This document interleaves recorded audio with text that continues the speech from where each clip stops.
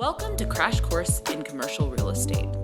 We converted our in-house training program to a podcast to teach you prospecting, negotiation, business planning, and other fundamental skills to become a successful commercial real estate agent. And now, here's your host, Brady Collier.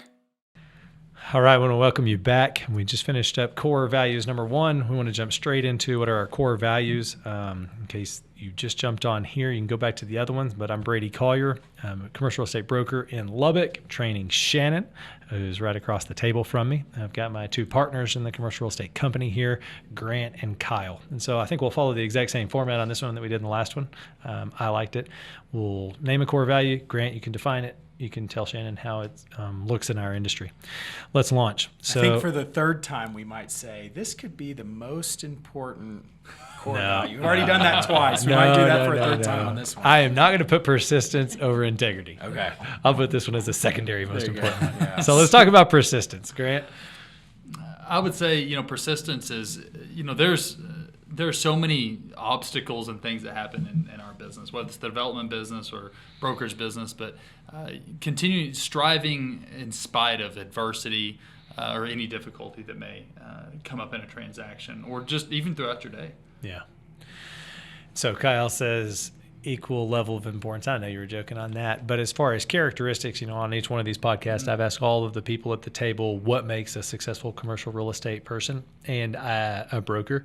And I don't think anybody yet has said persistence was the first thing, but I think I can make a case that it's in the top 3 to 5 attributes of a successful real estate agent. Right. And we hold our company accountable on the development side, the brokerage side, the management side, all of them for persistence. Grant, I liked your definition. Kyle, walk us through the need for, this is the easiest question you've ever been asked. Walk us through the need for persistence in a commercial real estate transaction. Yeah, and excellence and integrity are, I think, universally true of what we want to see all people possess and have.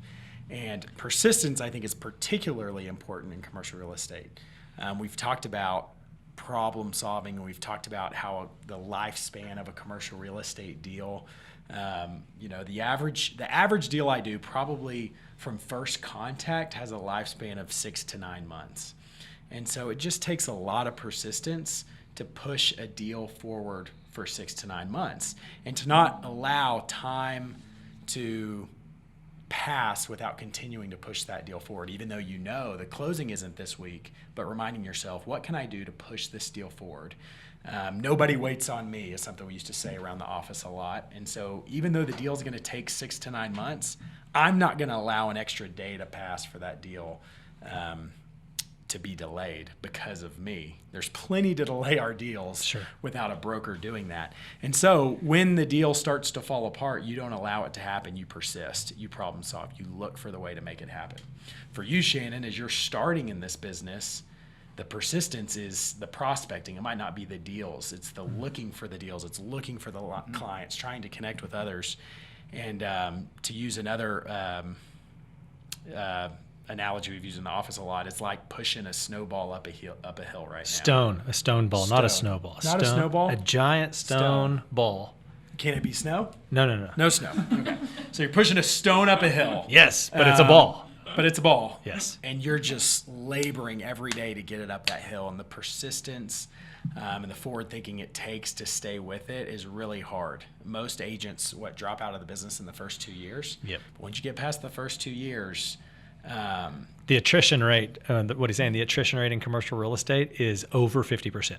Fewer than half of people who start in commercial real estate are commercial real estate agents within 3 years. It's that level of attrition because pushing that giant stone ball up that hill every day, you feel like it's going to roll back over the top of you and knock you down.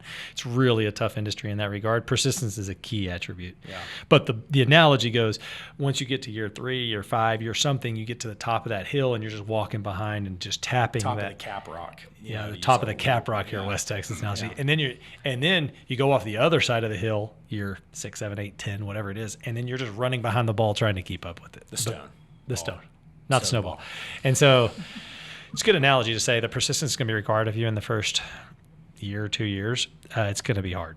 Yeah, and persistence continues to be important, but it changes how you apply it. Grant, follow up here. You are also on the development side. You have shopping centers that you own in multiple different cities. So talk about the agents that you hire to lease your space and evidence of persistence on the calls with them, on their accountability calls, listing reports or whatever, when you can see that they're being persistent and when you can see that they're not.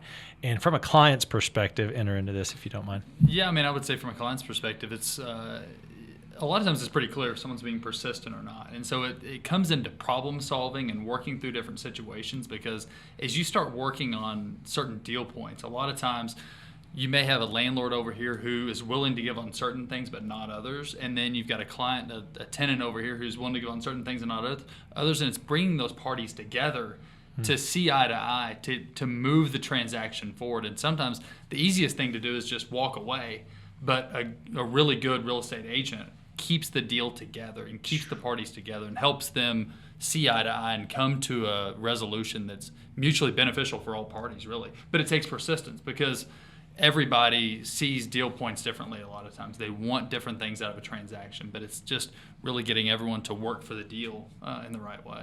Yeah.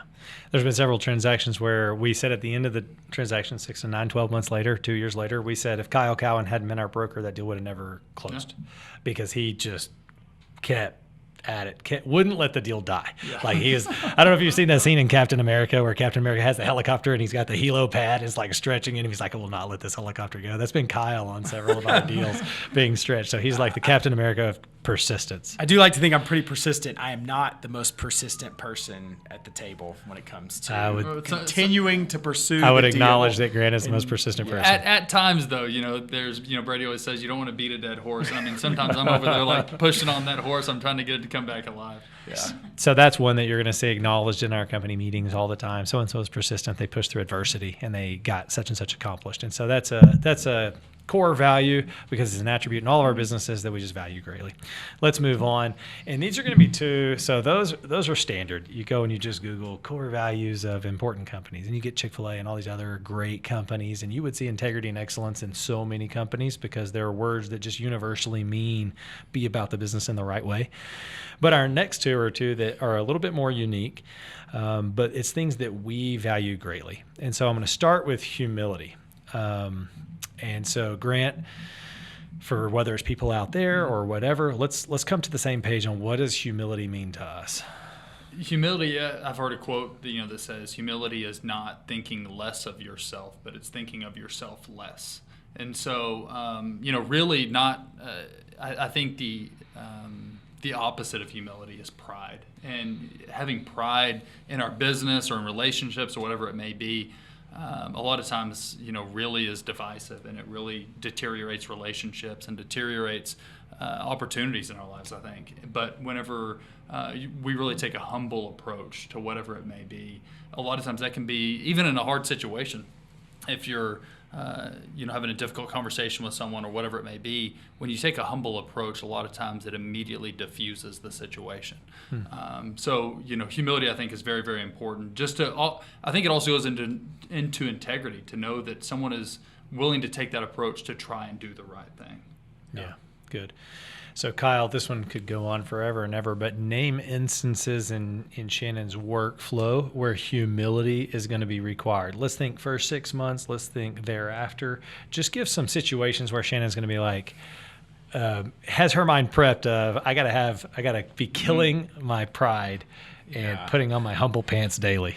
Yeah, and so, we're coming in every day to serve our clients and not be served, but to serve others. And early in the business, you don't have any clients. And so you're prospecting, you're calling people that you want to be your clients, and you're trying to figure out how to serve them. And oftentimes they don't want to be served, and they don't want to be called. And so they don't know their own need. That's right. It's like a patient who doesn't know his sickness and doesn't know you're the doctor. Yeah, that's right. That's right. And so just being willing to get on the phone and make calls and not take yourself too seriously, and be okay to be told no, and not be important to these people when you call. I think that if you don't have humility, it might humiliate you. Yes. Yeah, it's a great affront to your pride when somebody slams the phone on you, when they hang up on you, when they won't take your call, when they don't call you back. So that's a great example. Now, moving as you get further into the business, we deal with a lot of wealthy people, and wealth has a way of generating a lot of pride. People don't get told no very often. They get their way very often. They're like grown up versions of professional athletes. They don't like being told no, and they like to get their way. And so they may I thought you were going to say they're grown up versions of 2-year-olds. They want want their way. Yeah, and they pro want athletes, 2-year-olds too. But I don't spank my clients as often as I spank my 2-year-olds. Sorry if you have a problem with spanking. We can talk about that on a different episode. But that got me way off topic. But You're saying dealing with wealthy people. Yeah, dealing with wealthy people and dealing with people that are used to getting their way all the time. There is a short fuse, and that pride and anger comes out often. And so being able to listen, empathize, ask questions, and provide a solution. That's an acronym. It's LEAP the problem. You listen to them. You don't react back. You don't get angry, even if that anger they have is directed at you. You empathize with them. You ask questions, and then you provide a solution. And having the humility to be on the receiving end of a tongue lashing. And it's completely unreasonable. Your clients, okay, they always say, don't kill the messenger. You're going to be the messenger. You're going to have a listing. Some other agent's going to bring you an offer. It's listed for $2.5 million, and they bring you an offer for $1,650,000, and you're like, oh my gosh, real estate law requires me to present this to my client, knowing your client's a pretty volatile person, and you go and you present this offer super short of the value, and he blows up and just lets you have it, just tongue lashes you. You got to just sit there and take it, and then you got to remember, this isn't me, this isn't personal, this isn't my integrity. And you got to humbly, and then the Proverbs say a gentle answer turns away wrath. That's what Grant started to quote earlier. You just have to give a gentle answer, go through that LEAP process and say, this may not be the deal, but I still got to present it. And then say, let's just take our best fit back. So it's going to be all the time. But hey, I don't want to leave the beginning parts of her career. You talked about prospecting, but there's also the humility required whenever she is the newest commercial real estate agent in the city of Lubbock, in the state of Texas. Now, there's been somebody who signed on in the last 3 weeks. But there's going to be a lot of things you don't know. And you're coming out of a field where you're the pro. You know more about your field than everybody at the school that you were at, all the students that are across you. You're the subject matter expert. And now you're stepping into this huge body of knowledge, and you don't know. And that is super humbling. And that's super difficult. Yeah, but at the same time, you can't allow that humility to not cause you to step in and it's the humility paired with boldness, or humility paired with confidence. Was the word. Yeah, confidence is a good word. Because we hired an agent. Speaking of attrition, we hired an agent one time, and he was not going to prospect until he knew everything about the commercial real estate. I've been in this 20 years, and I still don't know everything about commercial real estate. They've been in it for 15, 6 years, whatever. You're never going to know everything. So you got to get out there and start, and just be humble enough to say, yeah, I'm going to stub my toe. Sometimes I'm going to look dumb, but I'm going to do my best. Yeah, you're not, and you said this right in your definition, but you're not thinking less of yourself. You're still proud of who you are and what you can do, and confident what you're able to do. And we want to be proud of our work. We want to be proud of what we accomplish. It's just not for our own good. It's not to elevate ourselves. It's to serve our clients. It's to serve the God that you serve. It's to something greater than just to elevate yourself. Because elevating yourself turns everyone off. Yeah. And nobody likes proud. Nobody likes proud people. Mm-hmm. Even proud people don't like other proud people. Especially proud people. Proud people want to surround themselves with really humble people so they can be the best.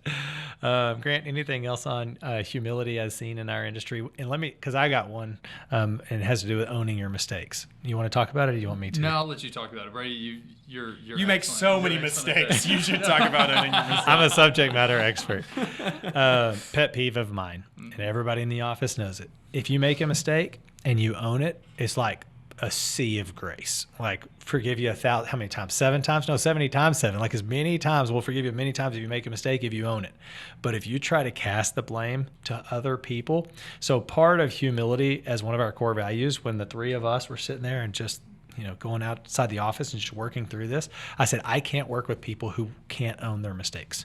Because if everything that happens in life is somebody else's fault, somebody else's problem, I just have a low tolerance for that attitude because I make mistakes all the time. And these gentlemen, they expect me to own them. And hopefully I will do so consistently. And they make mistakes and they own them. And we just say, hey, no sweat, bro. Let's keep pressing on. And I think all your clients, if you can own your mistakes and say, hey, I just want you to know I messed up on this one.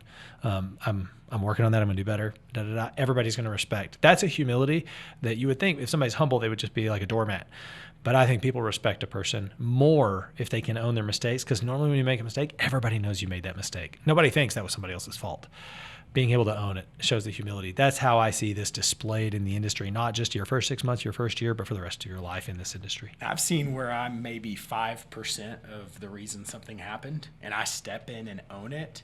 And just like you talked about with clients, it diffuses everything. Mm-hmm. They go from angry to, well, no, that wasn't you. But just step in and say, hey, I could have done this. It's like in your marriage, you step in and say, yeah, if it's only, even if it's 99%, you contributed to the problem. If you own that, it's good conflict resolution. It starts that. But I see that with my clients. It diffuses it, and great, certainly helps. For time's sake, let's go ahead and move to the last one. And this is one that you won't see on a lot of companies, but it's important to us, the three of us, important to me, and that's fun. So, Grant, why don't you start not only by defining fun, it doesn't need as much definition as some of the others, what it means to us, but if you want to start with how you make decisions based on that, why that would be elevated, because these are huge words, excellence and integrity and persistence, humility. Those are all huge words. Fun, everybody's like, business isn't supposed to be fun. Business is business. We go to work because we have to go to work. So why is fun one of your core values? I'd say it's enjoying work and life together. And one of the things whenever we were doing this together, Brady, is you said, look, life is too short. I don't want to work with people that I don't enjoy being around. So I want to work with people that are fun, who I want to come to the office with, because we're going to spend so many hours at the office. We're going to spend a lot of times more hours at the office than we are at home with our families and things like that. And so if we're gonna do that and invest that amount of time into what we do and into our work, then we need to invest it in the relationships that bring us joy. Mm-hmm. Good. Kyle? Yeah, I think one of the enemies of fun is stress, and there's plenty of things in our business that can really stress you out, especially when you're new in the business, right? Yeah. When am I going to get clients? When are deals going to get done? When are commission dollars going to flow in? And it can stress you out. Yeah. I have several deals that I need to get to when I get off this podcast that may or may not get done, and that can stress you out. And that, I think, fun, if we come in every day and we're committed to enjoying what we do and having a good time, it can at least go a little bit of a way to diffuse some of that stress and not allow, not to be stuck in drudgery of coming in and doing the same things every day, but reminding yourself that, life is short. We're here to have a good time. And the more I enjoy it, the more my clients are going to enjoy it, the more I'm going to have, I think I'll truly have success in what I do, because I don't allow the stress to inhibit what I'm able to bring to the table. So what are some things that we do, client-facing, company-wise? What are things that we do to reinforce the core value of fun?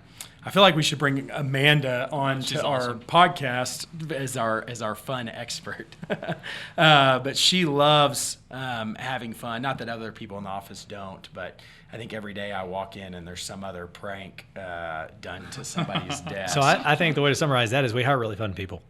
All of the girls that are in the office, they do their Friday lunches, they do their birthday parties, anniversaries. We celebrate those things. People are worth celebrating. We find it fun. But it's not just our company culture it's a critical thing to me, to all three of us. But on the client side, Grant, I would say celebrating our wins. We have the bell, so people, we celebrate wins with other people. We do a lot of those things that are fun. Grant, what are things on the client-facing side where fun would dictate a relationship with the client? For Shannon, like put yourself in a new broker role, making decisions between clients, what kinds of deals she's going to work on. How would fun, as one of our core values, be a guide to her in any way? I would say, there are times when you could go work with one client where you may have the opportunity to make a lot of money, but that client may be a total jerk and they may stress you out and make you go home stressed out and make you feel frustrated at work. There may be another client, the dollars actually may be smaller, but you really enjoy spending time with that client. You want you want to serve all your clients well, but you really want to serve that client well because they bring you so much joy in your work. And so it's just really making those decisions and serving the clients, I think, that bring joy to your life. I think that would be the right decision. Yeah. Listen, we fire clients. Mm-hmm. Do we ever get fired by clients? Sure, we get fired by clients. But we probably fire as many clients as we get fired by because we're like, they are asking us to take time away from our families. They're asking us to do this. They're just lashing us too often. And we just have to set the rules and say, hey, listen, if that's the way our relationship's going to be, I'm going to go another direction. Because we believe no amount of money is worth the joy with which we work. And so if you're going to make $100,000 or $200,000 or $1 million, is $1 million really that much more than $500,000? That's a lot of money. But to go in and just dread going to work every day, money's not worth that. And so we let fun be a guide on a lot of the things that we do. Sometimes we look at developments. We have a development we've recently brought to fruition, and it took us years to bring fruition. We look back and say, would we have done that? And we both said, nope. It zapped a lot of the fun out of our weekly schedule. So we're going to make a lot of money on that, but it wasn't worth it. We're not going to do it again because it was not a path that led to coming in and just working with great satisfaction and joy, serving our clients with a smile. Anything else on fun? I don't think so. I mean, there's great alignment between doing deals and having fun, though. At least, Yeah. If you're in the right business, it is super fun to get deals done. Kyle is a deal junkie. The thrill of the deal is just a Yeah, I feat. can deal He a can lot. take a lot of abuse to I get a can. deal done because he loves deal making. And not everybody has to be like that. And so everybody has different goals with this career and so on and so forth. So if you say, hey guys, this is zapping a lot of fun out of my life, come to us and let's make a decision on it. So P Thief. Persistence, teamwork, humility, integrity, excellence, fun. That's what we want to be about. And if you embody those characteristics, you can be a great addition to our team. And we know you will. We wouldn't be at this table. we wouldn't be at this table with you if we didn't think so. So that's all I've got. Anything else, guys? I think one thing to add when talking about our core values that's really important is you have to take time to remind your team of those core values. And so, every Tuesday morning, we have a company meeting that's required by everybody in our company to be there. And we do a devotional, and almost always, or the majority of them, revolve around one of these core values in some way. And we tie them to our core values in some way. And we also allow everybody to, we fill out a little piece of paper of somebody in the office that displayed one of these core values. And we draw a few of them, we share, and we celebrate these core values in our office, because it's one thing to put them down on a paper, and it's another thing to really make them a part of your culture and bring everybody into them. That's why they're on the wall in the hallway. That's why we celebrate them weekly. That's why there's a traveling trophy for the person, not who did the most volume, but the person who embodied our core values that week and was acknowledged by their coworkers. And so, yeah, our culture is, we couldn't express how much our culture means to us. And we hope that's a blessing for you, because you get to come and work in a culture that means so much to us, and we know you're going to be an addition to that culture. All righty. Thank you very much. That is core values number 2.